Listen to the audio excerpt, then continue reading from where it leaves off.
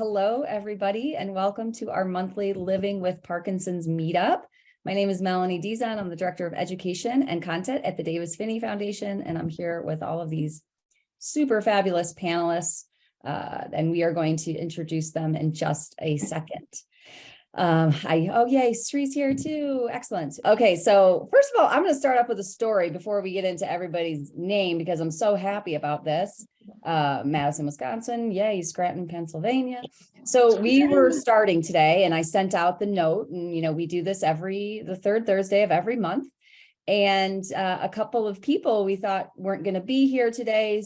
Kevin is supposed to be traveling in a car right now to Michigan, and said he wasn't going to be able to be here because being in a car is not the best, internet. It doesn't work out that great. And then Heather is supposedly on her way to Washington, D.C. for a conference. And so we thought none of this was going to happen. Well, these people weren't going to be here. And then they showed up and said they stayed and they delayed their trip so they could stay here for this event on Thursday. So that makes me so happy. And I think that is a testament to how important this is for the group here and for all of you who come to show up every month. It is just something that has turned into such a great family, and we are thrilled to be part of it. So thank you guys for delaying your trip plans so that you could make it today. And let's do a real quick round robin for any new people who are on today. Let's just tell everybody your name, where you're dialing in from, and then maybe how long you've been living with Parkinson's. That would be awesome. And then we'll get to know you throughout the time. So I'm just going to call who's on my wheel in order. Kat. Hey, everybody. I'm Kat Hill. I'm calling in today from Petaluma, California. But I'm really from Portland, Oregon. I'm just traveling the U.S. in an Airstream. Awesome. And how long have you been living with Parkinson's, Kat? Oh, sorry. Since 2015. Awesome. Okay, Christy. Hi, I'm Christy LaMonica. Great to see you all. I'm from upstate New York, and I've been formally diagnosed since 2020, but we know it's been longer than that. So thank you. Brian. I'm Brian Reedy. I'm near Huntington Beach, California. I've been diagnosed since 2010. Thanks. Kevin. Hi, everyone. I'm Kevin Kwok, and I'm supposed to be in Michigan, but I'm calling from my home here in Boulder. Been living with Parkinson's for about 14 years now. Thank you. Robin. Hey, Robin Meravies from North Carolina. I got diagnosed in 2015 at the age of 46, but when I understood the full panoply of symptoms, I've been living with it since my early 30s. Thanks. Amber. Welcome to the panel, by the way. We're so glad to have you here today. Hey, Amber. Thank you. Hi, I'm Amber. I am in El Paso, Texas. I was diagnosed in 2018, but I've been living with it for probably 8 or 9 years. Thank you. Heather. Heather Kennedy, and sometimes I wonder if I've had this almost 20 years since the first symptoms I now know were Parkinson's were when my daughter was born, my youngest. But I was only diagnosed approximately 13 years ago. I'm just so grateful to be here. I'm from New York, but I live in Northern California now. Awesome. Thank you. Doug. Hi, everyone. I'm Doug Reed. I'm zooming in from Lafayette, Colorado, just outside of Boulder. I was diagnosed in 2010 when I was 36, and I had DBS about 3 years ago. Awesome. Thank you. Is that the real Amber? Yes. That is the real Amber. Hi, Chris. Hi, Sri. You're muted. I'm Shri. I'm from the San Francisco Bay Area. I was diagnosed in 2015, so I've had this maybe 7 to 8 years now. But my first symptoms showed up in my 20s as non-motor symptoms. Great. Yeah, so it sounds like everybody here has like their official Parkinson's and then the many, many years that they were like, something's not quite totally right, but certainly not a thing that they diagnosed at that point. I would think that most people on the call have a similar experience. Today we kind of threw out there that we were going to talk about some hard things because this, when I asked the group, what do you guys want to address today? We threw a few things out, and a couple of people mentioned just some of the big challenges they're facing right now. And I think it's important to talk about those when they happen. And so we're gonna go for that. I'd love for those of you in the chat, if you feel at all comfortable, sharing maybe what is a challenge for you. And then we will address these as we go on. But I think I'm going to have Kevin get started because Kevin was one of the people who prompted this discussion, and you definitely have some insight, some thoughts, some experience to share. And since you delayed your vacation, we want to absolutely hear from you. So take it away. Thanks, Mel. The struggle that I'm currently having is that I personally am entering a new stage of Parkinson's. It's almost like midlife crisis Parkinson's, right? In the beginning, you kind of get by with just moxie and grit and muscle through things. But unfortunately, I'm getting to the stage now where all of those tricks that I used to do aren't working quite as well. You can tell my voice is really, really high pitched up because I can't talk. And the symptoms that I used to just ignore are becoming more and more prevalent. And so this topic today really hit home for me, is how do we enter into this new phase? And so I'm curious to hear if others in this group have entered into a similar stage of life, or just dealing with at their stage of where their diagnosis is. Heather. Sometimes we feel like we've been dropped off in this unfamiliar place. Often like our pockets are turned inside out. We don't know where our wallet is. We're in this unfamiliar place. And when I have these off times now, that's how I feel. I'll be walking along through my day, minding my own business, not in a particularly sad mood or anything. And all of a sudden I just drop off completely, complete paralysis.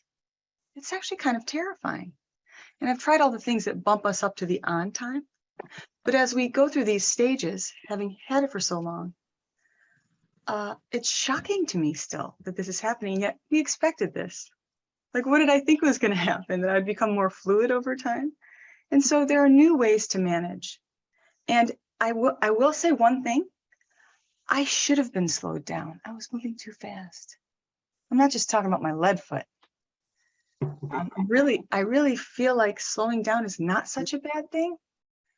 But when I try to cram too much in, it reminds me I'm pretty advanced in this disease, more than I care to admit.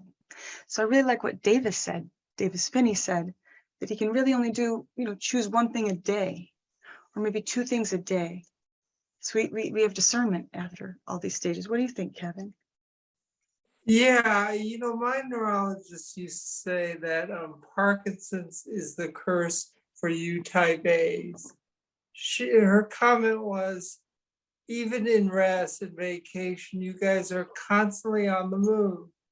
And this whole aspect of Parkinson's is in some way the curse to slow you down. But rather than taking it as a curse, if you take it like you have, Heather, as maybe a silver line blessing. And let's be serious now. None of us think that Parkinson's is a blessing, but we have to survive. And this is what I'm trying to cope with at the moment. Yeah, Kat.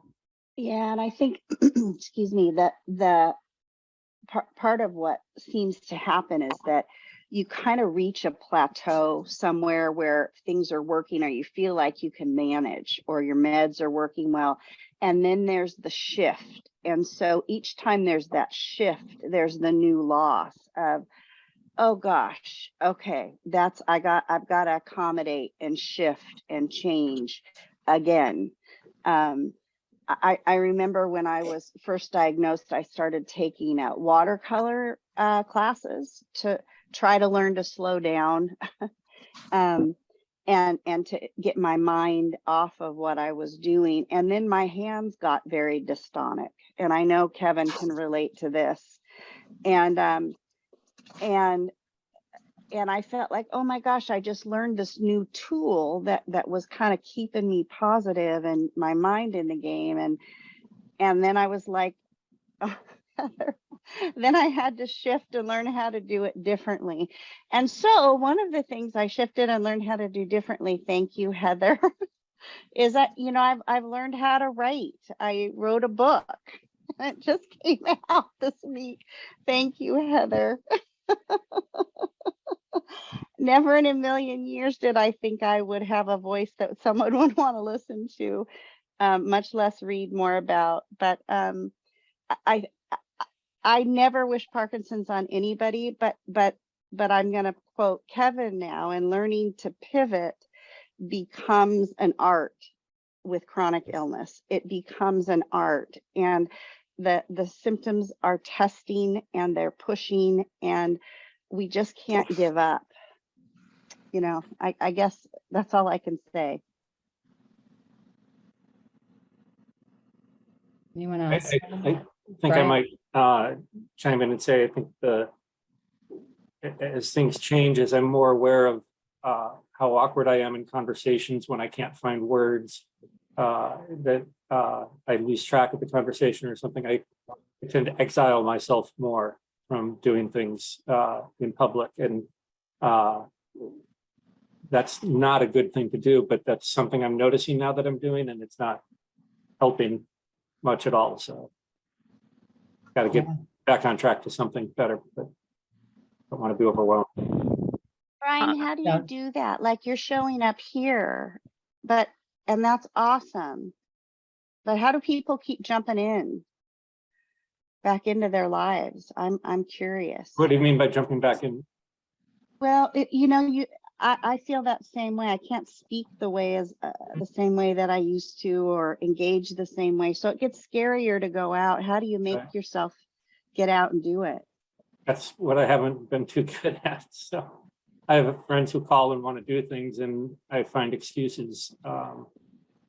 And I'm starting to embarrass myself. So I'm realizing that's why this conversation is good, because it's something I've been thinking about, but hearing you guys talk about it, you know, it's just awkward being different. And I'm in a community where I don't know anybody now, because I just moved here 6 months ago.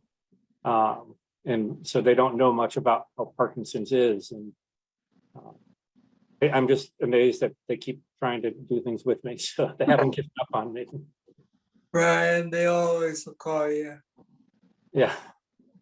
And if they don't, we will call you. There you go. Right. Doug, I think you were going to jump in. Yeah, I was empathizing with Brian where he said he sometimes can't find the words.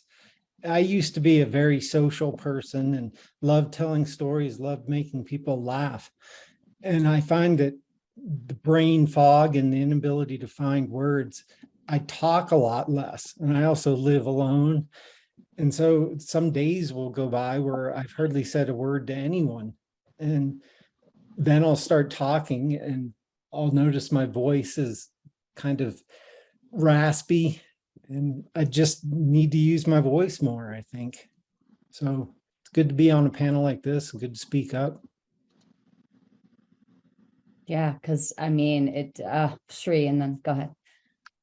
Yeah, I found that I push myself too hard, and sometimes I forget that I have Parkinson's. Not that I can forget, but I took on a job that actually challenges all the symptoms and side effects. I'm a full-time photojournalist, and I just started in June of 2022 after being in tech for 20 years. And my doctor told me, specifically my neurologist at the time told me, well, I don't want to prevent you from doing anything that you want to do, but just be aware that stress is going to exacerbate your symptoms. And yes, it did. And so what I found myself doing was thinking, okay, I'm still 22. I'm still 28. I can compete with my colleagues and my co-fellows, most of whom are all in their 20s or late 20s or early 30s without any, neurological, physical conditions whatsoever. And I realized after a really difficult weekend working 3 days that were like 12 to 13-hour days that I could not do that. My body just shut down, and I was out of commission for 2 to 3 weeks, missed a lot of my deadlines. And I did manage to get some work in, but I thought, oh my God, I am not the person I used to be. And that was really hard for me. And it's happens in stages. Like, you lose your ability to swallow, you lose your ability to speak. And then I start crying at the most random things. I'll say hi to somebody, they'll say hi back, and I just start crying. And I'm thinking, what is going on with my emotions? This is just crazy. And I can't do that when I'm interviewing someone. So what I've learned, and I'm still trying to put into practice, is that I have to slow down to be able to do my job. Because, and if I don't slow down, then I'm definitely not going to be able to do my job. And trying to compete with people who are 20 years younger, it's not compete, trying to Keep up. be like people who are 20 years younger than me, or try and be the person I was at 28 is not feasible anymore. And I think many people, whether you have Parkinson's or not, go through this as you age. You just keep forgetting. And I just have to find the little graces now. So I always make sure to carry water with me, because dehydration is a big issue. And sometimes I'm talking to somebody and then my face just freezes, my lips don't move properly. It's like I can't get any words out and they're just looking at me. And if I tell them, oh, I have Parkinson's, they don't care. They don't know what that means. It makes no difference to their life. So I have to really do a lot of, I hate this word, but self-care. I have to do a lot of self-care, and I'm just really learning how to do that now. Yeah. Sure. I think it's really interesting. There are, all of you work because I know how much work all of you do.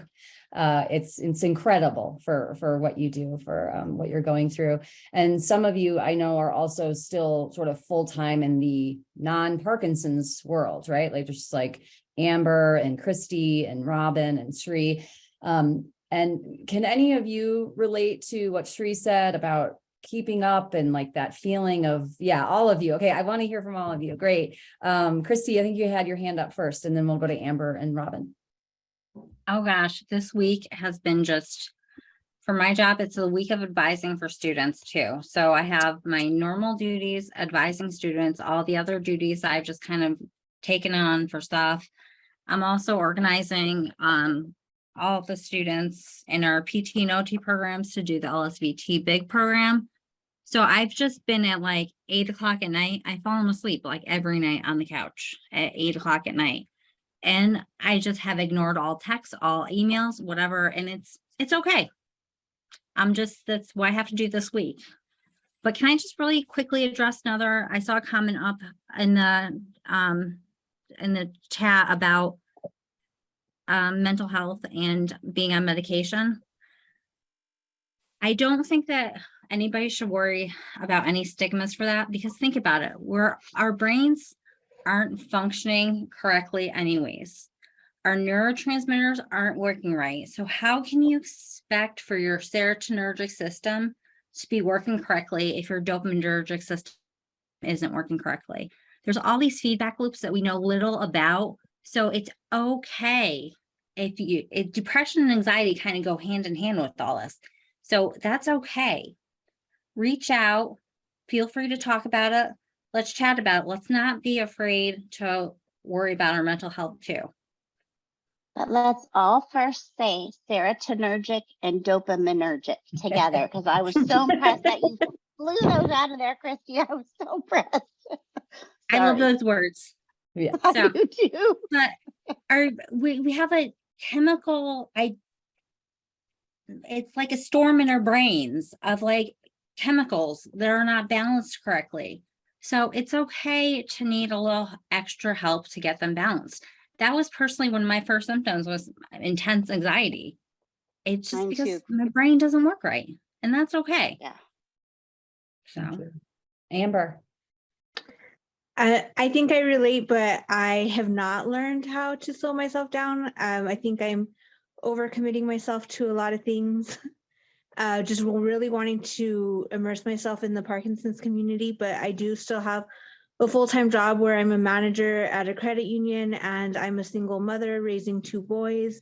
And so I haven't learned how to pump the brakes on that. And I don't know if I can. I feel like if I slow down in any sort of way, it'll stop me. And then I'm still also basically working another full-time job doing TikTok. So my cup runneth over. Yeah, it's so curious. Do you notice any time when like you are extra overloaded that your symptoms are getting worse, or is Oh, your yeah. medication still, yeah, that's what happens? Oh, yeah, absolutely. Mm-hmm. And Daily. so how do you deal with that? I don't feel like I deal with much of anything. I feel like I just push through. I don't feel like I'm like coping properly with anything. I make a lot of jokes about it. And, when people are noticing those things, I know, Brian, I think you were talking about slowing down and drawing out of things. And I'm like pushing myself in, and I'm talking more than I ever have before. And I'm like really putting myself out there in a way that I never had prior to Parkinson's. So it's a completely opposite effect for me. Not necessarily the right thing to do. Sometimes I think I've lost my mind doing it, but I don't know how else I would be managing. Kevin? Hey, can I brag for Amber for a second? Please do. Amber has over 90,000 followers on TikTok. You are just the master of getting the word out, and the tribe is spreading the message so much because of what you're doing. Thank you, Kevin. And you're funnier than all get out. Well, you are my competition, so. Yeah, you're about to have a lot more followers. We just put your TikTok up there. It's all over now. Yeah. PF community's I coming apologize in. in Heather? advance. Can I mention the YOPN network too, that I do the podcast with Mike Q, and he's the one who first found Amber and was like, you've got to meet this person. So we really owe Mike thanks. And the only reason I'm on that radio show is because Mike Aiken lost his voice once he had DBS. So I actually ended up replacing Mike, but we still talk regularly. And one of the biggest problems that he has is just his brain is going much faster, and his processing is going much faster, just like Amber's brain, but than his speech. So the speech isn't caught up. And so people don't pause and let him speak sometimes. It's really frustrating. People like Amber, myself, and many people here, we speak at lightning fast. Like, I'm from New York. I want to get it all out of ADD, but I think it's important to take that pause when we're among our people to know that we all have different speech challenges too. And so I want to add that back in. And I think you addressed that in one of your videos, Amber, from my recollection. But if you haven't, we'll do it together. It'd be fun. Yeah, I couldn't even tell you, Heather. So much work. Thank you. Cat. And then I Robin. also, I can appreciate, Amber, that feeling of the going a million miles an hour. I want to go as fast as I can for as long as I can and fit as much in as I can. I feel this sense of urgency with living and life, and it's partly why I'm living in an Airstream trailer. We sold everything we owned and are hitting the road because I still feel well enough to do that, minus the last 10 days of COVID. But, other than that, I've been feeling great. But I feel this sense of urgency. And I think that while Parkinson's, again, is not the gift, like, I don't wish it on anybody, it did give me in some ways permission to put myself out there in ways I might not have otherwise. Like, I hear you for your talk, maybe that's a little bit of a gift / curse. Yeah. Mm-hmm. Yeah. Robin. Sure. I'm kind of still in the phase where I can bluff it really good and muscle my way through. I loved when Kevin said that last month. But I have to pace myself internally. I know, like Shri mentioned in a comment between the group when we were emailing, I have a pretty good sense of where my own limits are and where that horizon line is going to be. So I'm pretty good about pumping the brakes before I hit that horizon line and go over the deep end. I remember one of the surveys was like, as your symptoms progress, do you have trouble communicating your thoughts? And I thought, what an odd question. Until one day I was like, oh, this is what they mean. And for me, it wasn't even about word finding. It was just like neurologically processing, trying to communicate something was really difficult. And I find that happens to me it is so diet dependent. And I think I'm a little bit whistling in the dark. I don't know if I am. I kind of hope that I have more control over this through diet than I maybe actually do long term. But I can tell you this, I know when I eat something that's not good for Parkinson's, because it is like I am trying to walk and think and speak through molasses. And the phase I'm getting to right now, Kevin, is I'm behind you in the sense, but it is a phase where sometimes I can't hide my symptoms anymore. I can't disguise them. I can't bluff my way through, and things are more visible, and I get really self-conscious. So that's kind of where I am at with it. And it's interesting because I've given myself permission to tell people now.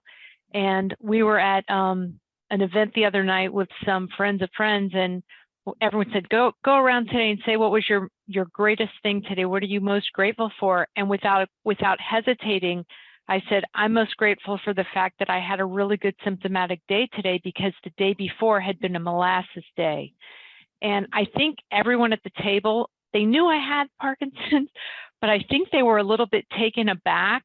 And it was like, I just want to be transparent, because there was so much misunderstanding and non-understanding about it. Yeah. Robin, I knew this was going to happen. As soon as you said the word food, everyone's going to say, what kind of food? So we definitely, there's not like one diet for anybody, right? Like it's such a personal thing, and people try different things and they react to foods in different ways.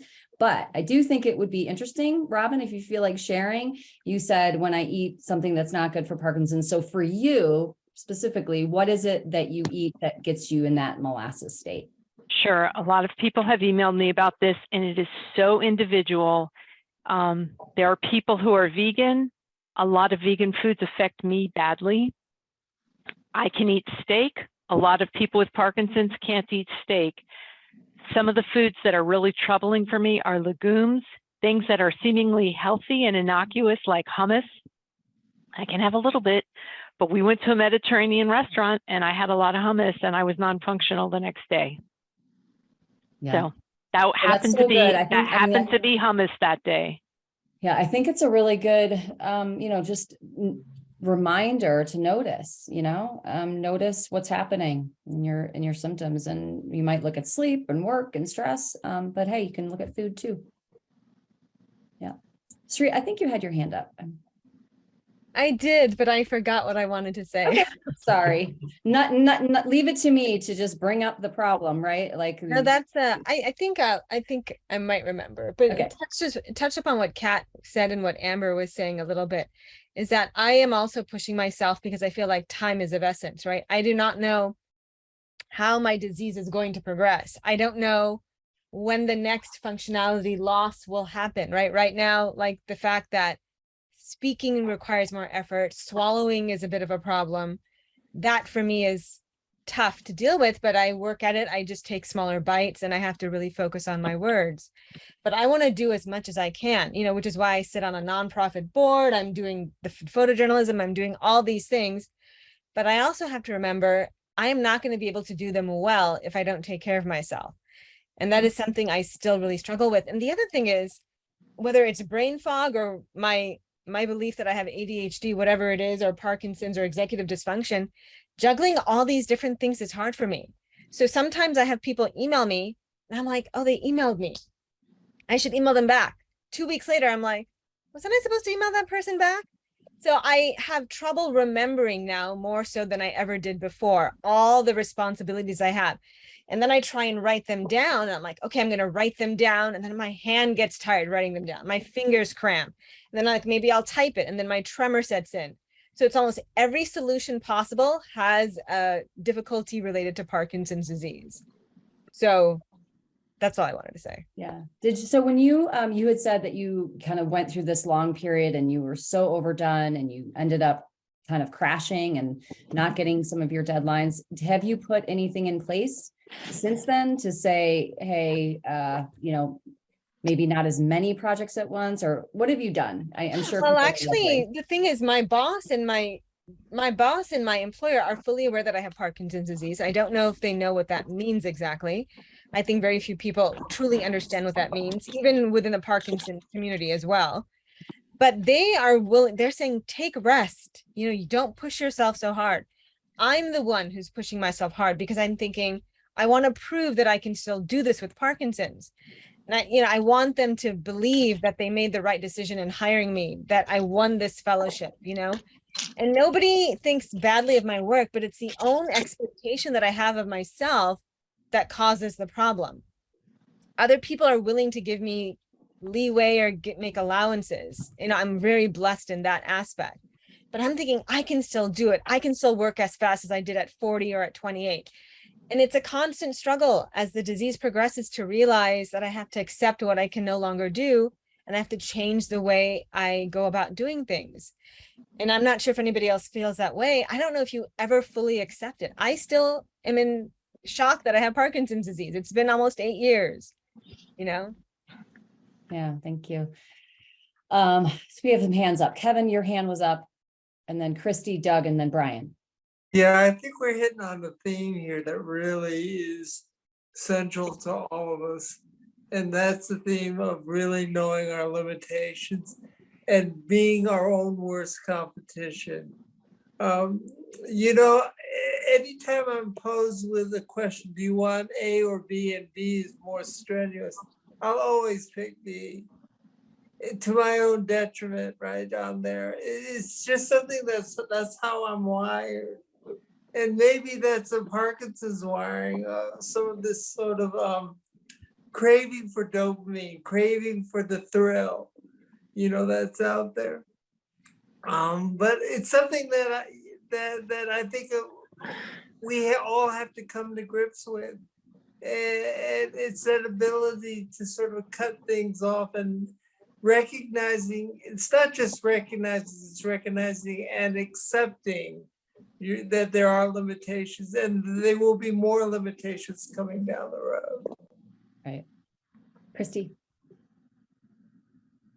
So as Sri was talking, I was thinking about this. I'm like, I am forgetting stuff left and right, but I have all my students reminding me what to do. So I'm taking advantage of my environment. So I don't even recognize it until you're talking about it, that I forget to email people. I forgot to post a homework assignment up. I already have students emailing me. So I'm using my environment to make sure that I'm getting stuff done, which if I didn't have them, I wouldn't be able to get it done. Well, luckily for you, students rarely keep their mouths shut. Right. They're just going to say all the things. Right. And Robin, I was so amazed when you were talking about hiding your symptoms. I don't even think I ever had a chance of trying to hide my symptoms working with health science people. I think they called me out way before I even know what I had. So I've just kind of went with it. That's kind of a blessing. I go and speak to every class I can, teach them everything I can. So again, then now, as Sri was saying, I'm working at a breakneck speed to make sure that I'm getting as many students signed up to do LSBT certification, do this, do that, to help all of us. That it's a big circle. So thank you. But Brian, they'll all remind me what I need to do. Doug. Sri mentioned something earlier about learning self-care, and I just think that's so important. To me, I have an ongoing relationship with depression. And so for me, self-care is a lot of doing activities that I enjoy and make me happy and will get my mind off of being depressed or having Parkinson's. If I'm feeling lonely, I'll go to the gym. If I'm feeling depressed, I'll hop on my iPad and play some wordscapes, just healthy activities that I enjoy doing. Yeah, well, that's great. Brian? Oh, I was just going to say, when listening to Sri and Amber and talking about the overworking, Christy, I was a high school teacher when I was first diagnosed, and was a very passionate high school teacher. I was teaching video production, and we were doing national grants and just amazing programs. And I was really kind of in denial. You know, it's like, oh, okay, that's what I got. And my wife was reading up on what Parkinson's is. I didn't want to hear a thing. I didn't want anything in my head. I just wanted to go. And I was open with the staff and open with the students and made jokes about it, gave students extra credit if they could come up with a really good joke. And I just plowed through and tried to keep all my passions going. But I found I was coming home and getting more wiped out. So I got more student aides. You're allowed one student aide a semester. I got 6 a semester by the time I got to my 4th year with Parkinson's and teaching. But I still tried to keep everything going, but things got worse and harder. I had facial blindness. I couldn't tell what student I was talking to when they were right in front of me. The tremors were worse. Everything was worse. And one night my wife came home. She worked at the school library. So I got home before her. She got home and I was just in bed and I was frozen. I couldn't even move to get up and give her a kiss. I was just wasted. And she just broke out in tears. And that's when I knew I'd been pushing too hard and doing too much. And so I gave my 2 weeks notice the next day. And sometimes it takes us to have others show us how badly we've pushed and how much we've been in denial. And I think it's important to listen to those around you and those who love you when we are dealing with this, because there's so much going on in our heads and our bodies and the changes. And you kind of want to blow past it because you still want to be who you've been and have that passion, but there's recognitions. And that's what I love about the group, because as things got harder, I didn't know how to do things until I found how beneficial exercise was when I went to my first Victory Summit. And since then, I've continually learned from the group. So I think, you know, for everybody who's on this platform and listening, watching and participating, this is how you get better at it. And this is how you work through the things and you see you're not so alone and so crazy. Yeah, thank you, Brian. Heather and then Robin. And raise your hand, just because there's so many of us, just raise your hand so that I can remember. I'm sorry. Okay, Rob, Heather. cool. I wanted to jump in a bit about what Brian was saying and add to it. Many of us are holding tremendous grief outside of Parkinson's, including the daily losses that we struggle with. There's a lot of shame involved. There's a lot of, someone mentioned mental health issues. As Kat gently reminded me, she helped me through a time when I was absolutely psychotic. I was being bullied online. Some things were happening. My drugs were not the right ones. There were 2 major medications that were causing me to sort of go off the deep end. Many of you remember it. I mean, I really had to get off social media because the real world became odd to me. And then I would get on social media and it became a little too real and my mind would take off with these stories. Then when I changed my meds and talked about it to a therapist, I realized what was going on. So I just want to put in a plug here for self-compassion. We're just human beings. We didn't study for this test. I don't know how to do any of this. It's unfolding in public before our eyes when we're advocates and activists. So I want you to get a picture of you as a baby. Maybe you're not flipping the bird in your picture, but I'm giving everybody the middle finger when I was born. Oh my God, that is. So I want you to know. Ridiculous. Is that photoshopped or is that real? No, it's a real picture. This is That the real. is- Look, this is right out of my mom's album. Oh my God, Heather. I asked her for a baby picture. She sent me this. She's like, you were always a little bit of a rabble rouser. So, but have some compassion. Think of the baby with the people that you're having trouble with too. They don't know about Parkinson's if they don't have it, you know? Aw. Oh, what's that one? Season 3. Oh my Excellent. God. That is great.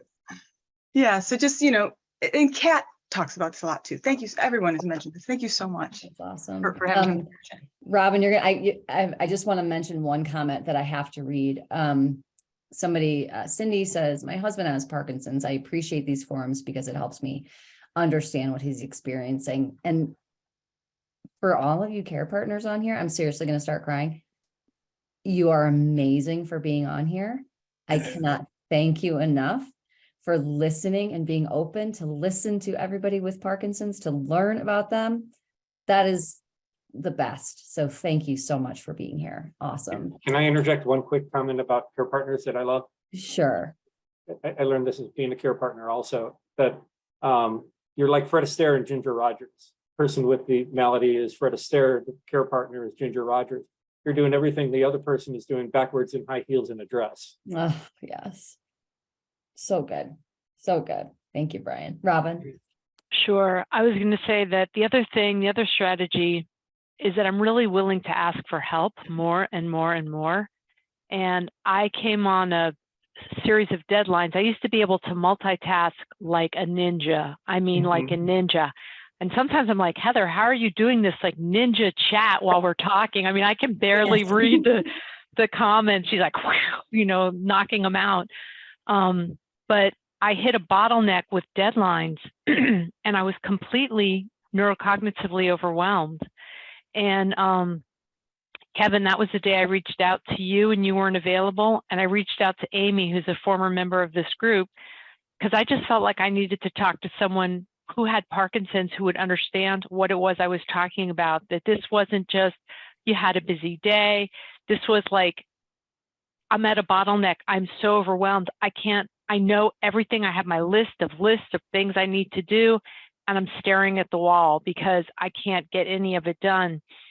And just talking to her for a few minutes really helped. And we made a game plan. And I went on a run the next morning and I started functioning better. It's always exercise, right? It's what I always have to do is exercise. But just, you know, being willing to ask for help. And in that whole process too, I reached out to a couple of my staff members and said, hey, I've gotten this far with this. Can you please kind of take it the extra 20%? I got 80% done. Can you take it over the finish line? And they were willing to do that. And I still have like lots of deadlines, but I just had them all converging at once. And it was too much for me for the first time in my life.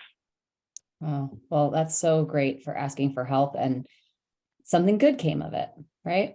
Not usually the bad thing that we think is going to happen when we raise our hand and ask for help. Amber, you had your hand up a little while ago.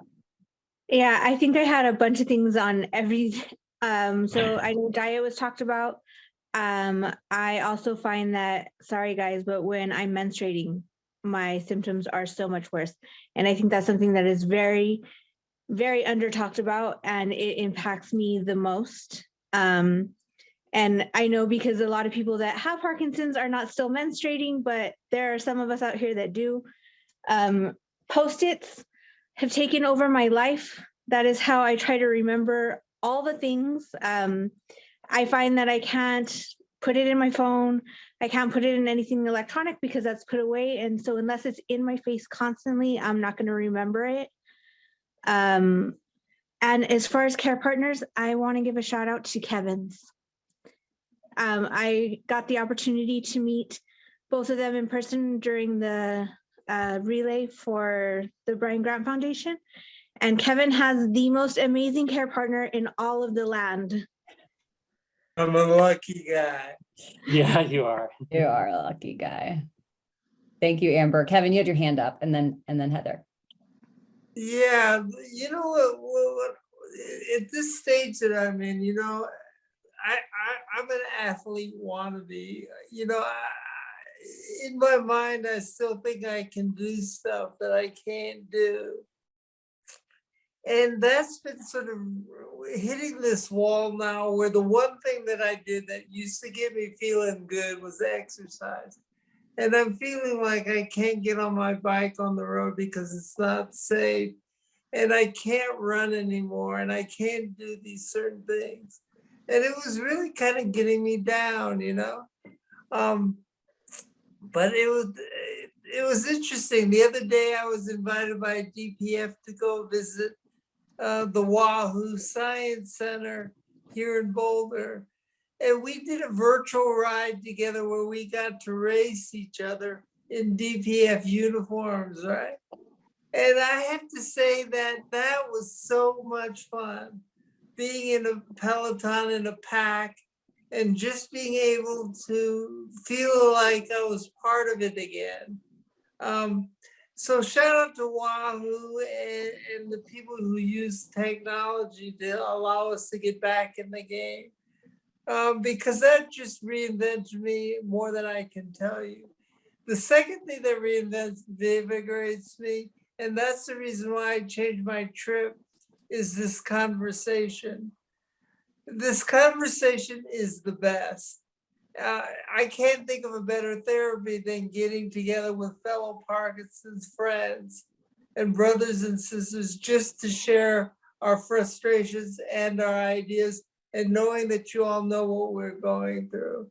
I don't have to explain it because I get the nod of heads just by saying so. So thank you all. It means a lot to me. Thank you, Kevin. Heather, and then Christy. I just wanted to mention, someone was asking about the adaptive housing that I mentioned. We're hoping to talk to someone in DC, even during the All In Summit, about how it's massively affordable for everyone in our country to do this, because it would be huge tax breaks, and also huge, take some of the weight off the healthcare system and the loneliness that we have when we live alone. So when I talk about adaptive housing communities, I mean like a building that's all on a single floor, or those old but empty businesses that are gutted. We could really work on this. And I don't mean to change the subject here. I want to go back to the mental health portion, which is what this is all about. We don't need to be isolated. We don't need to be put away in some home, a nursing home. We need to work with each other, support each other, and realize that we're still valuable. We have purpose, meaning, like, we, you know, there's a reason we're here. And I think these could really thrive, and people are living longer. So not just for Parkinson's, but we could of course choose that. That's kind of what I wanted to share. Thank you.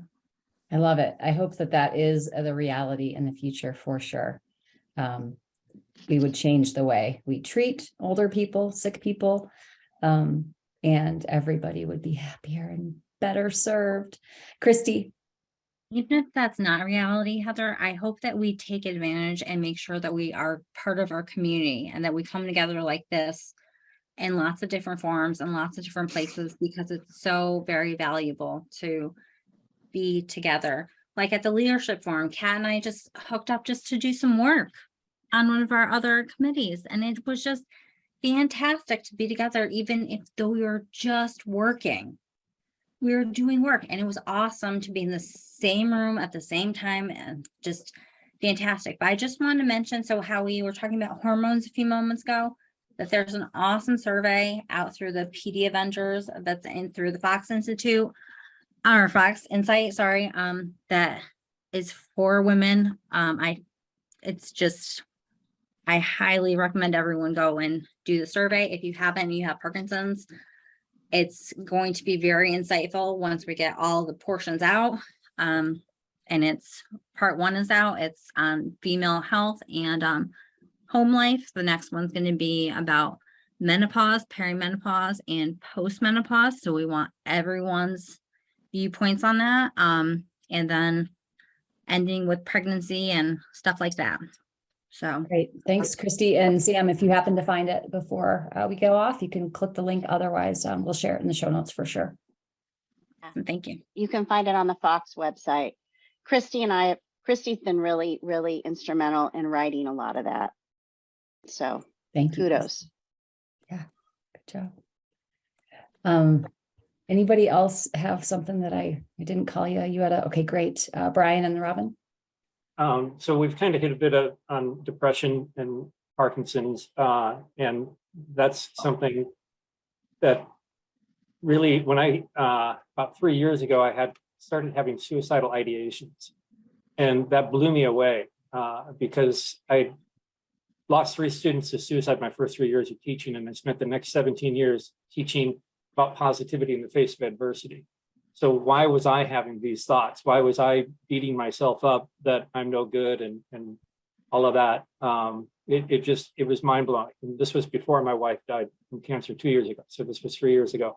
And I found that the moment I talked about it, because I woke her up at 3 o'clock in the morning because I was making plans, and just sharing it with her took the weight off. But the more that I talked about it with my MDS, with people on the Davis Phinney Foundation group, and reached out, the more that became understandable. And then hearing Dr. Hamilton talk about this in a recent webinar that we had here, that's the first time I've heard somebody talk about suicidal ideations.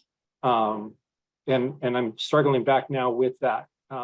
And the thing I'm finding is I need to just keep telling people so it doesn't get the power, because I feel I'm hardwired not to, but why do I keep going to those thoughts? Why do they keep getting into my head?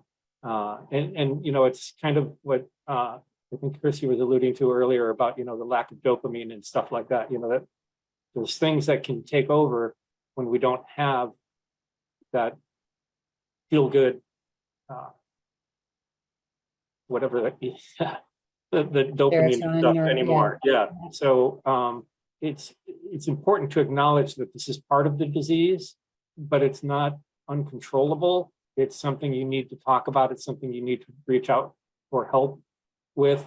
I'm having them again. So I just talked to my psychiatrist the other day, and I did not want to do this, but he's upping my medication because I can't get to a counselor yet because I'm in a new place, but talking about it helps. So I just wanted to broach that and see if anybody else wanted to talk more about that, because it's really important. Christy? If you need anything, Brian, I'm happy to talk anytime. Thank you for sharing. I think it's nothing, it's our brains. Yeah. It's our brains. And it's okay. Yeah, no, I honestly don't think I'll do it, but just why do I keep thinking about it? You know, why does this keep reoccurring? It's just like yesterday, I was just in a really dark place for a little bit, and in the afternoon, then it was okay. I think our brains, the circuitry, that just nobody fully understands it. Exactly. So I think that there's still so much to know and so much to learn that. Shri? Yeah, I have thoughts like that often. I'm not sure if it's a prodromal. I can't pronounce these PRs anymore. They're a little bit tricky, but thoughts like that. And the other day I was driving and I thought, what if I just drove right off this edge? What would happen? And I thought, oh, that's a dangerous thought. Be really careful with that. And so I reach out to friends a lot. I have a WhatsApp group. I have an iMessage group. I have on Twitter, there's an amazing Parkinson's community worldwide on Twitter. I mean, you don't have to have a public account. You can have a private account, but people in Europe, in New Zealand, all over the world. And so at any time of the day or any time of the night, if I'm feeling low or depressed, I can reach out to somebody on Twitter or even on certain Facebook groups and talk to somebody.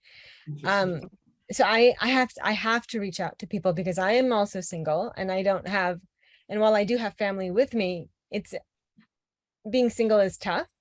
But at the same time, even if you are with a partner, that partner cannot be everything to you, right? That is a lot to ask. So you really do need to build out your system and your network. So I did that as soon as I got diagnosed.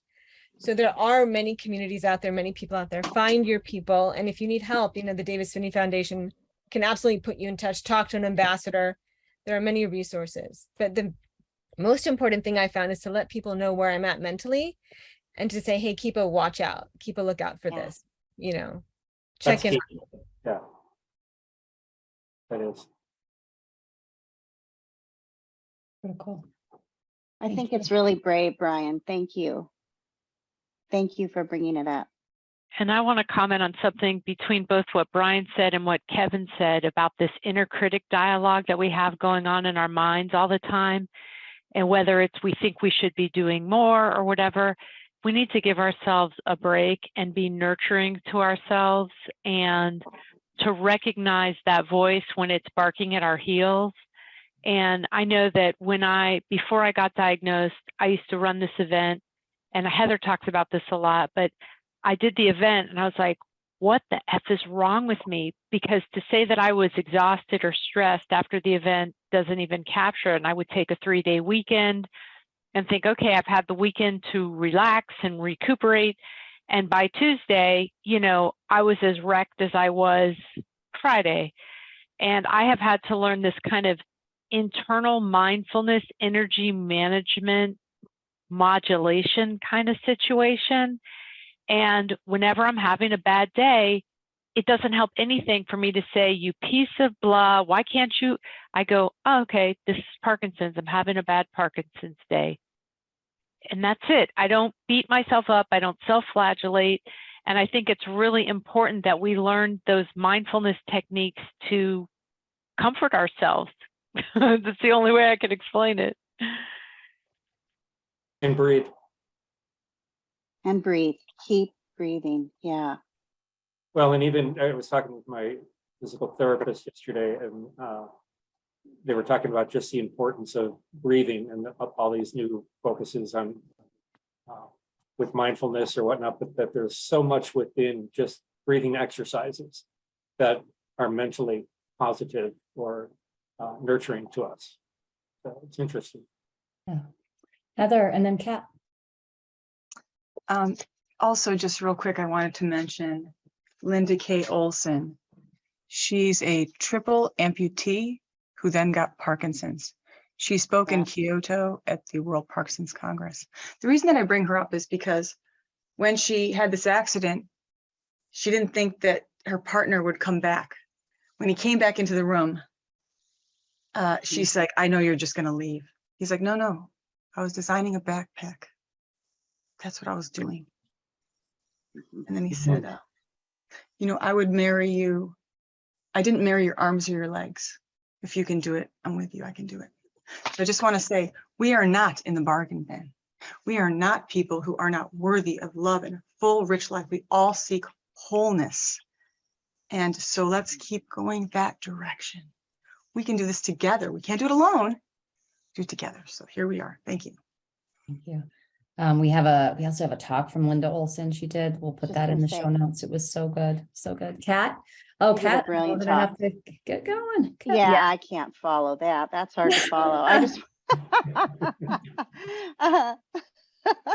I just wanted to say I used to have fantasies that I'm not a smoker, but that I would learn to smoke so I could have a smoking break. So what I started doing when I was working was giving myself a breathing break.